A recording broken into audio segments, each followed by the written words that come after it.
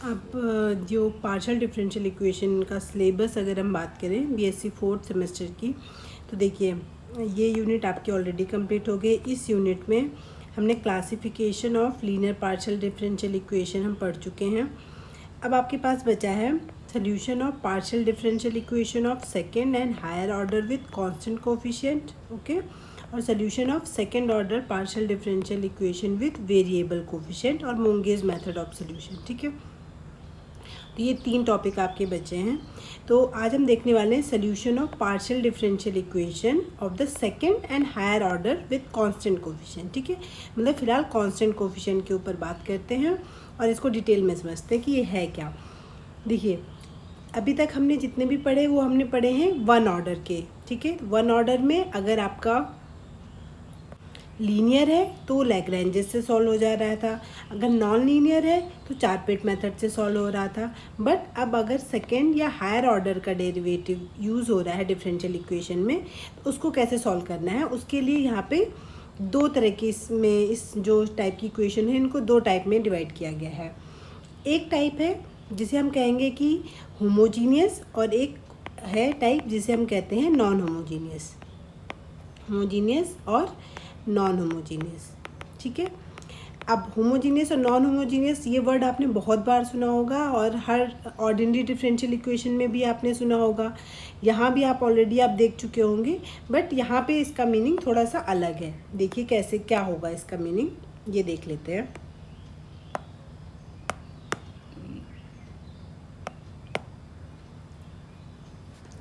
देखिए, अगर हम पार्शियल डिफरेंशियल इक्वेशन में हम देखें तो हमें पता है z एक फंक्शन होता है जो कि x और y पे डिपेंड करता है। z डिपेंडेंट, x और y इंडिपेंडेंट। अब इसके डेरिवेटिव बनाना शुरू करिए।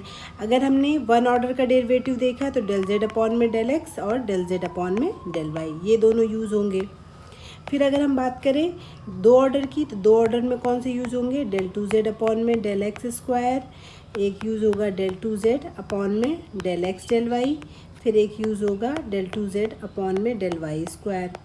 ये 2 ऑर्डर के हो गए। और हायर ऑर्डर की बात करें तो डेल क्यूब अपॉन में del z del x cube plus del cube z में डेल एक्स स्क्वायर और डेल वाई, फिर ऐसे आ जाएगा डेल क्यूब z अपॉन में डेल एक्स डेल वाई का स्क्वायर, फिर आ जाएगा आपके पास डेल क्यूब z अपॉन में del y cube plus dot dot dot. और इसी तरीके से मैं अगर nth ऑर्डर तक जाऊँ तो nth ऑर्डर तक में आ जाएगा आपके पास डेल एन जेड अपॉन में del x n plus del n z upon में डेल एक्स एन माइनस 1 और डेल वाई, प्लस एक और लिख लेते हैं del n z del x n minus 2 और डेल वाई का square plus dot dot dot, last में आ जाएगा डेल एन जेड अपॉन में हो जाएगा डेल वाई एन। ठीक है, इज इक्वल टू यहाँ पे कोई फंक्शन आपका एफ एक्स वाई करके मेंशन रहेगा। ठीक है, अब देखिए इक्वेशन, अभी हमें पार्शियल डिफरेंशियल इक्वेशन बनेगा कैसे, तो आपको सिर्फ क्या करना है, अब इसमें कुछ कोफिशिएंट यूज़ कर लीजिए। तो चूँकि कांस्टेंट कोफिशिएंट है तो आप सिर्फ कांस्टेंट टर्म्स यूज़ कर सकते हैं, जैसे कि यहाँ पे a नॉट और a1 यूज़ कर लिए, यहाँ पे आपने b नॉट और b1 यूज़ कर लिए, और यहाँ पे b2 इसके साथ का जो कोफिशिएंट है उसके साथ आपने b2 यूज़ कर लिया। यहाँ पे आपने यूज़ कर लिए c not, c1, c2, c3। ऐसे ही इसमें अगर आपने सपोज़ करिए आपने यूज़ कर लिया है, इसमें कुछ भी यूज़ कर लीजिए, फ़िलहाल d not, d1, d2 dot dot dot, last में इस पे तक पहुँचेंगे तो ये हो जाएगा आपका dn। ठीक है, अगर हम टोटल एक n ऑर्डर की पार्शियल डिफरेंशियल इक्वेशन की हम बात करें तो वो इस तरह की कुछ हो सकती है, जिसमें आपका 1 ऑर्डर का, 2 ऑर्डर के, 3 ऑर्डर के और nth ऑर्डर तक के जितने भी डेरिवेटिव पॉसिबल है उन्हीं में से कुछ कुछ लेके आपकी एक इक्वेशन बन जाएगी। तो अब बात करते हैं होमोजीनियस और नॉन होमोजीनियस का क्या मतलब है। तो एक ऐसी इक्वेशन जिसमें जितने भी डेरिवेटिव यूज़ हुए हैं उन सब का ऑर्डर सेम है अगर, तो वो होमोजीनियस होती है, अदरवाइज वो नॉन होमोजीनियस होती है। क्या कहा हमने कि ऑर्डर जितने भी यूज़ हुए हैं वो सेम ऑर्डर के होने चाहिए। जैसे कि अगर मैंने ये यूज़ कर दिया डेल एन जेड अपॉन में डेल एक्स एन प्लस इसका कोफिशिएंट ए नॉट ले लीजिए, फिर a1 ले लीजिए, डेल एन जेड अपॉन में del x n minus 1 del y ले लीजिए, फिर ले लीजिए A2 del n z upon में del x n minus 2 into del y square plus dot dot a n del n z upon में del y n, यहाँ तक लिखा, इज इक्वल टू, यहाँ पे कोई भी फंक्शन लिख सकते हैं एफ एक्स कॉमा वाई। तो ये जो है ये एक होमोजीनियस पार्शियल डिफरेंशियल इक्वेशन हो गई, ठीक है। जैसे कि इसमें जहाँ पे भी डेरिवेटिव आ रहा है पूरा एन ऑर्डर का ही है, ठीक है, ये भी एन ऑर्डर का, ये भी एन ऑर्डर का, ये भी एन ऑर्डर का, तो ये होमोजीनियस हो गया। और अगर मिक्स ऑर्डर होते हैं, यानी कि कोई एक ऑर्डर का डेरिवेटिव है, कोई दो ऑर्डर का डेरिवेटिव है, तो उसको कहेंगे हम non homogeneous partial differential equation. Simple से एग्जाम्पल की बात करें, अगर डेल क्यूब जेड अपॉन में del x cube plus del cube z upon में del x del y square is equal to x square plus y square, तो ये एक होमोजीनियस डिफरेंशियल इक्वेशन हो गई, पार्शियल डिफरेंशियल इक्वेशन, क्योंकि इसका भी ऑर्डर 3 है, इसका भी ऑर्डर 3 है। लेकिन अगर हम एक बात करें इसकी, del x cube plus del square upon में del x del y is equal to x square plus y square की, तो ये एक नॉन होमोजीनियस टाइप की हो गई। क्यों? क्योंकि इसमें तो 3 ऑर्डर है, बट इसमें कहाँ पे आ रहा है, 2 ऑर्डर ही आ रहा है, तो ये एक नॉन होमोजीनियस हो गई, ठीक है। तो होमोजीनियस का मतलब सेम ऑर्डर होना चाहिए, जो भी टर्म्स यूज़ हो रहे हैं उसमें पार्शियल डिफरेंशियल के, वो सेम ऑर्डर के अगर यूज़ हुए हैं तो वो होमोजीनियस हो गई, अदरवाइज वो नॉन होमोजीनियस हो गई। आई होप आपको इतना क्लियर हो गया होगा। अब बात कर लेते हैं कि होमोजीनियस की इक्वेशन सॉल्व कैसे होगी, ठीक है। तो ये हमने जनरल फॉर्म लिखी हुई है, हम इसी से ही आगे बढ़ लेते हैं। यहाँ पे सबसे पहले तो, क्योंकि ये बहुत बड़ा सब टर्म्स हैं, तो हम इनको थोड़ा सा शॉर्ट कर लेते हैं। आप क्या करेंगे, इसमें जो डेल अपॉन में डेल एक्स होगा उसे हम डी से डिनोट कर लेंगे, और जो डेल अपॉन में डेल वाई होगा उसे हम डी डैश से डिनोट कर लेंगे। ये इक्वेशन को क्या लिख सकते हैं हम, ए नॉट डी की पावर एन हो जाएगा plus A1 D N minus 1 और एक डी डैश आ जाएगी, क्योंकि ये डेल अपॉन में डेल वाई है। फिर इसी तरीके से A2 डी एन माइनस 2 हो जाएगा और डी डैश का स्क्वायर हो जाएगा plus dot dot dot last में AN डी डैश की पावर n हो जाएगा, z is equal to f x y, ठीक है।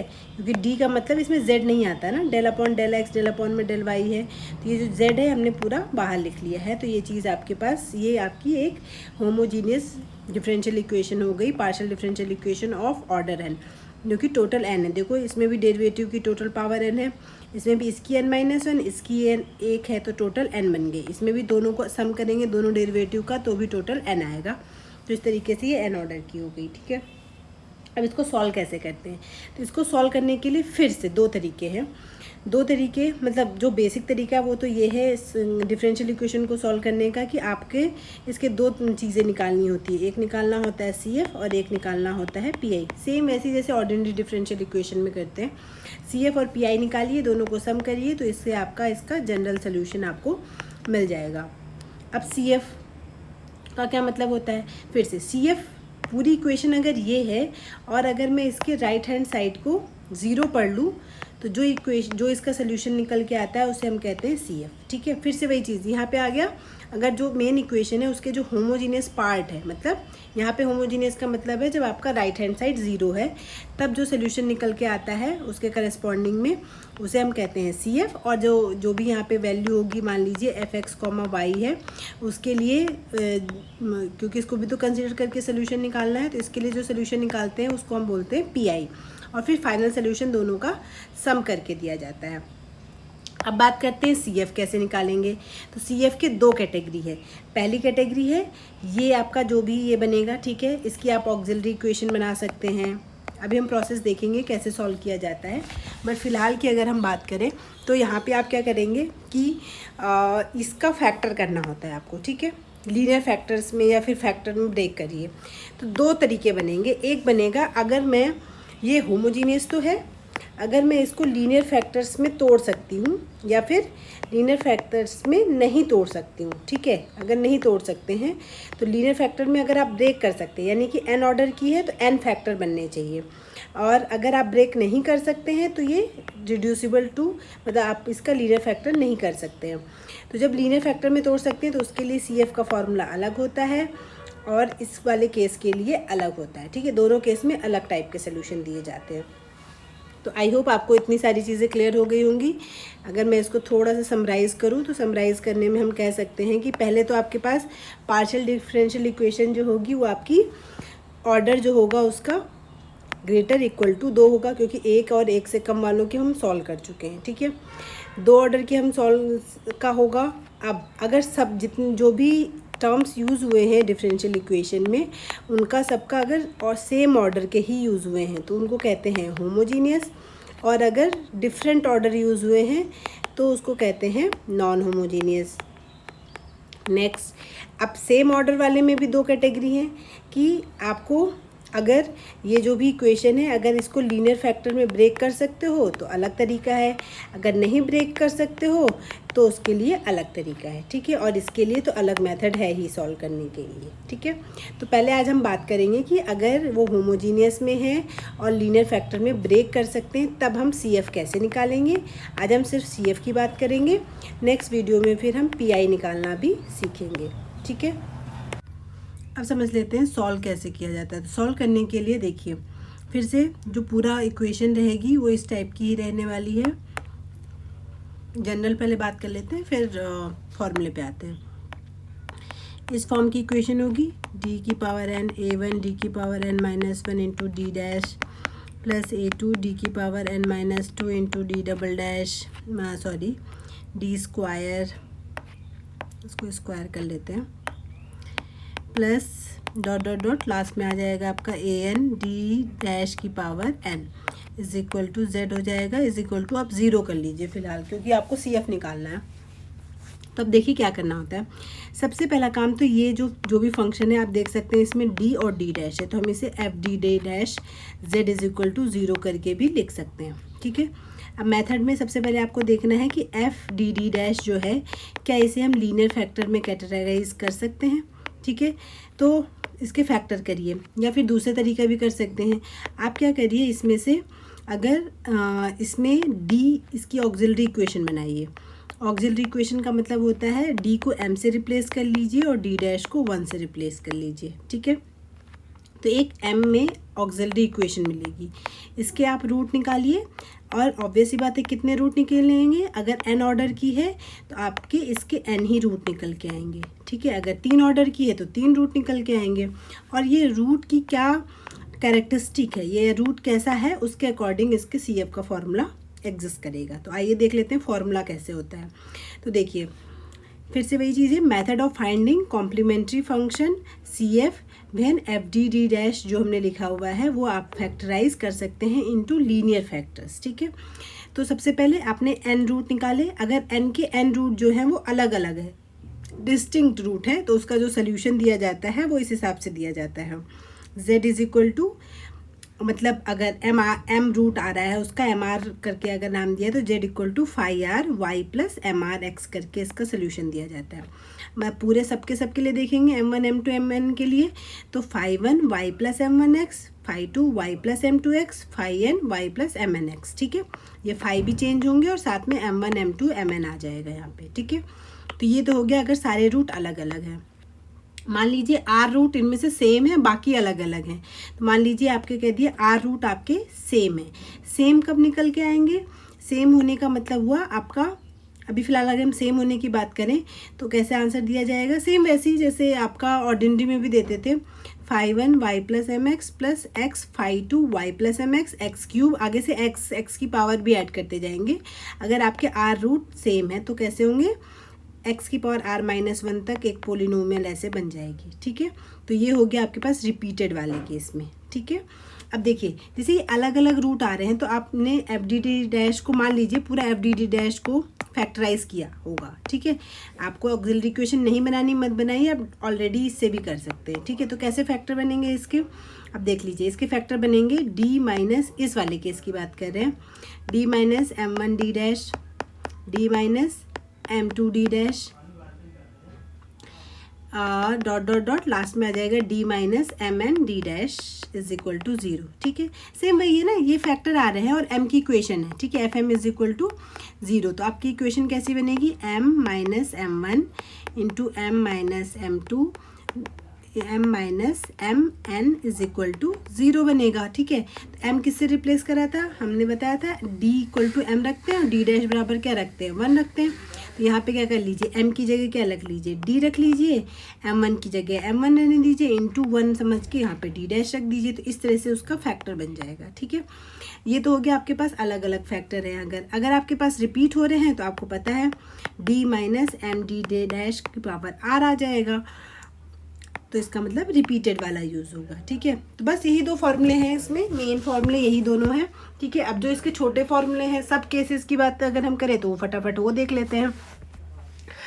अगर आपने फैक्टर क्या रखा है, d minus m d d dash, और जो आपका रूट आया है वो m इक्वल टू किस फॉर्म में आया है, a अपॉन b की फॉर्म में आया है। तो इसका तुरंत अभी हमने देखा किस फॉर्म में देते हैं answer, 5 1 y plus M x करके आंसर होता है अगर m रूट है तो। ठीक है, तो इसके हिसाब से देखा जाए तो m की जगह क्या यूज़ करना पड़ेगा, a अपॉन b यूज़ करना पड़ेगा। तो b का अगर आप एलसीएम ले लेते हैं तो बनेगा by प्लस ax बनेगा, इस b को हटा दीजिए।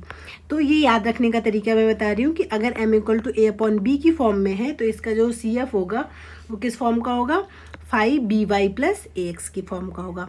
फिर से अगर ये रिपीट हो रहा है, a अपॉन बी ही 3-4 बार आया है या r टाइम्स आया है, सारे रूट जो है वो a अपॉन बी के इक्वल हैं, तो आंसर कैसे दिया जाएगा, सेम वही 5 by plus ax, x 5 by plus ax और x की पावर r माइनस 1 तक जाएगा। ठीक है, सेम यही फॉर्मूला है, बस ये अंदर वाली चीज़ चेंज हो गई क्योंकि m इक्वल टू कितना आ गया है, a अपॉन में b। ठीक है, तो ये चीज़ हो गई। नेक्स्ट, अगर आपका सिर्फ d कॉमन हो जाता है, ठीक है, पूरी इक्वेशन में जो भी आपका एफ डी डी डैश है, इसमें से अगर आप d कॉमन कर लेते हैं, ठीक है, तो d कॉमन करने के बाद जो d के लिए CF बनेगा वो 5y बनेगा। d की पावर m अगर कॉमन कर लेते हैं तो उसके लिए जो बनेगा तो सेम वही चीज़ 5 1y 5 2y 5 my और आगे से 1x x की पावर m माइनस 1 तक अगर m है पावर। तो इसी तरीके से अगर आप d डैश कॉमन कर ले रहे हैं तो CF बराबर इसका 5x हो जाएगा, और d डैश की पावर m कॉमन किया है अगर आपने तो जो CF होता है वो इक्वल हो जाएगा आपके 5 1x 5 2x 5 mx और आगे से इसमें y से मल्टीप्लाई करते हैं। ठीक है, तो बस ये सिंपल है। d वाला तो सेम वही चीज़ हो गई, बट d डैश के केस में क्या करना पड़ता है, यहाँ पे 5x करना पड़ता है और बाकी यहाँ पे जो अगर रिपीट हो रहे हैं तो y से मल्टीप्लाई करना पड़ता है। ठीक है, आई होप आपको इतने फॉर्मूले समझ में आ गए होंगे। अब बात कर लेते हैं क्वेश्चंस की। क्वेश्चन करेंगे तो आपको ज़्यादा अंडरस्टैंडिंग डेवलप हो जाएगी। ठीक है, सिंपल ही है, r equal to a square t है, तो इसका क्या मतलब है, आपको पहले भी हम बता चुके हैं। r डिनोट करता है del टू z अपॉन में del x स्क्वायर को, s डिनोट करता है del टू z अपॉन में del x del y को, और t डिनोट करता है del टू z अपॉन में del y स्क्वायर को। ठीक है, तो r की वैल्यू, r इसको डिनोट कर रहा है तो इसको आप क्या लिख सकते हो, d स्क्वायर। ठीक है, इज इक्वल टू, या फिर आप ऐसा लिखना चाहें तो लिख लीजिए r minus a square t is equal to 0। r का मतलब हुआ del टू z अपॉन में del x square minus a square, t का मतलब हुआ del टू z अपॉन में del y square is equal to 0। ठीक है, अब यहाँ पे इसको थोड़ा सा सॉल्व करेंगे। इसको आप डी स्क्वायर लिख सकते हैं क्योंकि 2 बार हो रहा है एक्स के रेस्पेक्ट में, minus a square into d dash का स्क्वायर कर लीजिए, बाहर से जेड लिख लीजिए इज इक्वल टू 0। अब इसका CF निकालेंगे तो कैसे करते हैं, डी को रिप्लेस कर लेते हैं m से, डी डैश को 1 से, तो इसकी जो ऑक्सिलरी इक्वेशन बनेगी वो ये बन जाएगी। ठीक है, यहाँ के m के रूट कितने आएंगे, प्लस माइनस a, यानी कि एक रूट आ जाएगा a और एक रूट आ जाएगा माइनस a। तो CF बराबर कितना हो जाएगा, 5 1 कैसे देते हैं, y प्लस एम एक्स, तो यानी कि y plus a x plus 5 2 y plus M x, M की वैल्यू यहाँ पे कितनी है, माइनस ए, यानी कि माइनस ए एक्स, दोनों अलग अलग हैं तो ये इसका आंसर हो जाएगा। एक और ये वाला क्वेश्चन देखिए, तो आप इसमें क्या करेंगे, इसमें ऑलरेडी डी की फॉर्म में लिखा हुआ है तो इसकी पहले ऑक्सिलरी इक्वेशन लिख लीजिए। ठीक है, ऑक्सिलरी इक्वेशन के लिए आपको डी इक्वल टू एम और D dash is equal to 1 रखना पड़ता है। m square minus 3a into M plus 2a square is equal to 0। इसका रूट अगर आप निकालेंगे तो ये बनेगा मेरे ख्याल से m minus 2a into M minus a is equal to 0। ठीक है, ये इसके रूट बनेंगे, यानी कि m equal to a comma 2a। तो इसका जो CF होगा वो कैसे दिया जाएगा, 5 1 y plus a x plus 5 2 y plus 2ax। ठीक है, ये m1 हो गया और ये m2 हो गया, तो बस फॉर्मूले में रख दीजिए। अगला क्वेश्चन है, ये फिर से आर को भी हमने देखा डी स्क्वायर से रिप्लेस करते हैं। एस का मतलब होता है डेल टू जेड अपॉन में डेल एक्स डेल वाई, यानी कि डी इंटू डी डैश हो गया, यानी कि डी इंटू डी डैश हो गया, फिर से ये डी डैश का स्क्वायर हो गया, बाहर से आ जाएगा आपका z इज इक्वल टू 0। तो पहले आप देखिए कि आप इसको फैक्टराइज कर सकते हैं।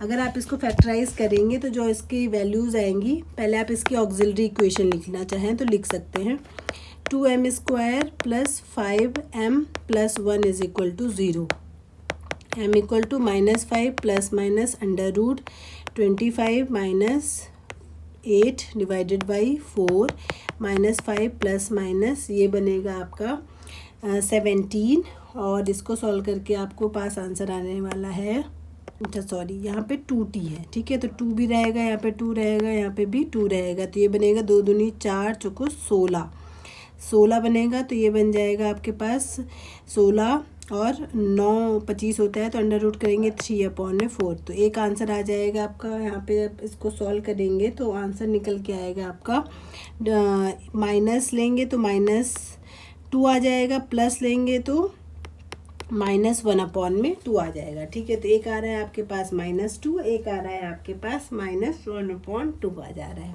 ठीक है। तो सोल्यूशन कैसे देंगे, ये हो गया आपके पास m1, ये हो गया आपका m2, तो जो इसका CF दिया जाएगा वो कैसे दिया जाएगा 5 यहाँ पे हो जाएगा y, इस वाले के लिए तो सिंपल हो जाएगा 2x हो जाएगा प्लस 5 अब ये फिर से a/b की फॉर्म में है ना, तो अभी हमने बताया था अगर a/b की फॉर्म में होता है तो देखिए y plus a/b into x होता है, तो by कर दिएंगे, यानी कि 2y माइनस एक्स हो जाएगा, क्योंकि ये माइनस में है ना, तो बस ये इसका CF हो जाएगा। नेक्स्ट इसकी बात कर लेते हैं, तो इसमें फटाफट D square plus D into d dash plus 2d dash का स्क्वायर बाहर से z इज इक्वल टू 0, इसको देखेंगे तो d प्लस डी डैश का whole square z is equal to 0, यानी कि m+1 का whole square is equal to 0, ये इसकी ऑक्सिलरी इक्वेशन हो जाएगी। तो m इक्वल टू -1, -1, तो ये रिपीटेड रूट है, तो रिपीटेड रूट में आंसर कैसे देते हैं, CF इक्वल टू हो जाएगा आपके पास 5 minus x plus x 2y minus x, तो ये इसका सोल्यूशन हो जाएगा क्योंकि 2 ही बार रिपीट हो रहा है। ओके, अब ये फाइनल क्वेश्चन है, इसमें देखिए इस वाले क्वेश्चन में आप देख सकते हैं आप क्या क्या कॉमन कर ले रहे हैं, एक तो आपका डी स्क्वायर कॉमन हो जा रहा है और एक आपका डी डैश स्क्वायर कॉमन हो रहा है, यहाँ पे बचेगा डी, यहाँ पे बचेगा D dash of Z is equal to 0, ठीक है। तो फिर से अभी देखिए टोटल ऑर्डर कितना है इसका, 5 ऑर्डर का है, यहाँ पे भी 5 ऑर्डर है, यहाँ पे भी टोटल 5 ऑर्डर है, ठीक है। तो 5 ऑर्डर में क्या बनेंगे आपके 5 टर्म आएंगे CF के, ठीक है। CF is equal to 1 term 2 term 3 term 4 term और 5 टर्म, टोटल 5 टर्म आएंगे। तो देखिए पहला टर्म कहाँ से बनेगा, पहला टर्म बनेगा आप यहाँ से करना चाहे तो यहाँ से कर लीजिए, d की जगह m रखेंगे +1 इज इक्वल टू 0, तो m इज इक्वल टू कितना आ जाएगा -1, तो एक तो ये बनेगा, तो ये इसका तो बहुत सिंपल है, इसको सीधे सीधे आप लिख सकते हो 5, इसको आप लिखना चाहें तो 5y माइनस एक्स, ठीक है। ये हो गया आपके पास इसका सोल्यूशन, 5 लिखना चाहें तो लिख दीजिए, ठीक है। अब बाकी बचे इसके रेस्पेक्ट में, तो पहले डी स्क्वायर के रेस्पेक्ट में, तो अभी हमने पढ़ा था फॉर्मूला, जब डी स्क्वायर आता हो तो उसका फॉर्मूला कैसे दिया जाएगा, ऐसे दिया जाएगा, ठीक है। यानी कि सिर्फ डी वाले स्क्वायर के रेस्पेक्ट में सिर्फ 5y आएगा, 5 लिख लीजिए, चूँकि 2 बार रिपीट हो रहा है तो x भी मल्टीप्लाई करना पड़ेगा दूसरे टर्म में।